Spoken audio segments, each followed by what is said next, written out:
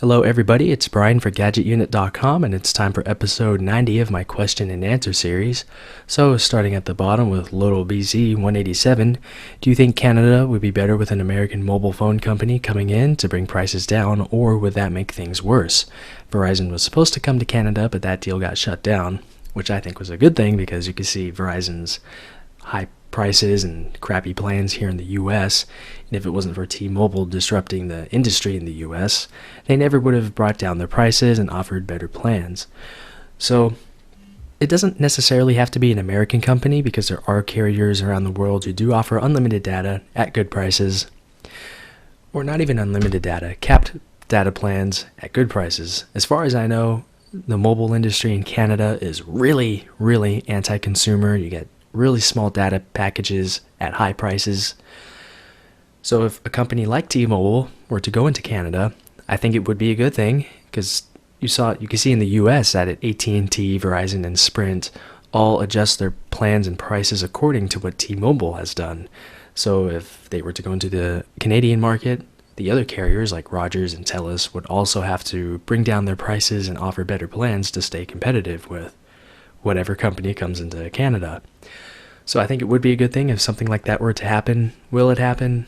I doubt it, to be honest. I think that people in Canada are so used to the way things are to where nothing's really going to change anytime soon.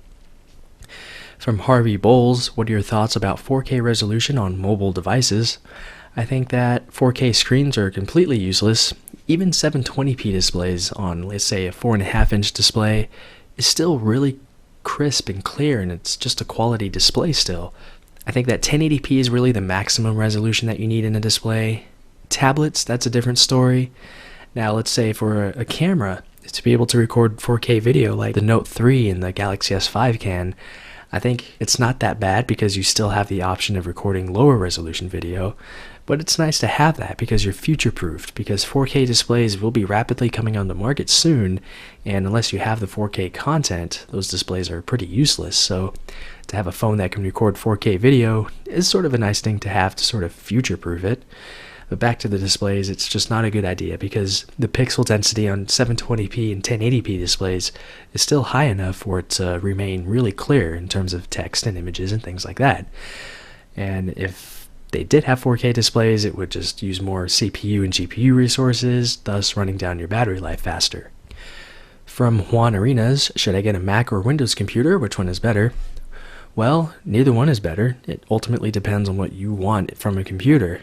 Macs are generally good hardware, expensive, but they have good support. Windows computers are generally a bit cheaper. They might not be made of as high quality components, but chances are it'll get the job done depending on what you have.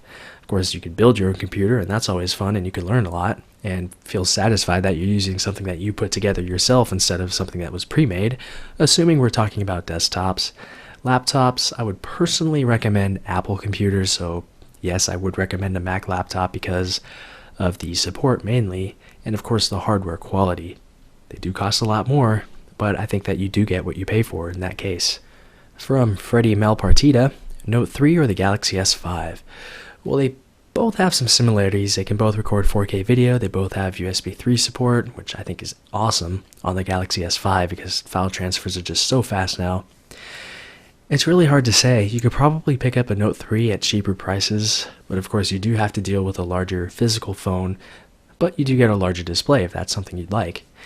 They're both good phones. I think that they're sort of different phones in terms of the market and sort of the people who are planning on using these devices.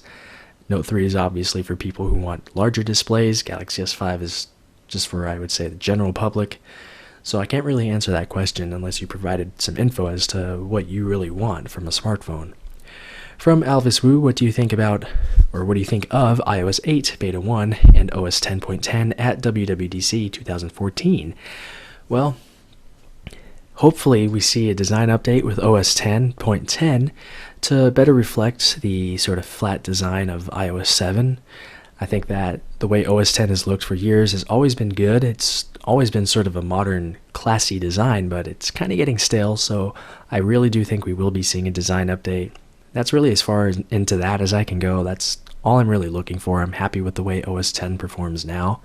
In terms of iOS 8, There are a lot of features that they can add. One thing I hope for that they've never brought to iOS is the ability to crossfade when listening to audio tracks. This has been something I've been talking about for a long time, but I'm using different audio apps to take care of that, so it's not too big of a deal, but having native capabilities to do this would be nice.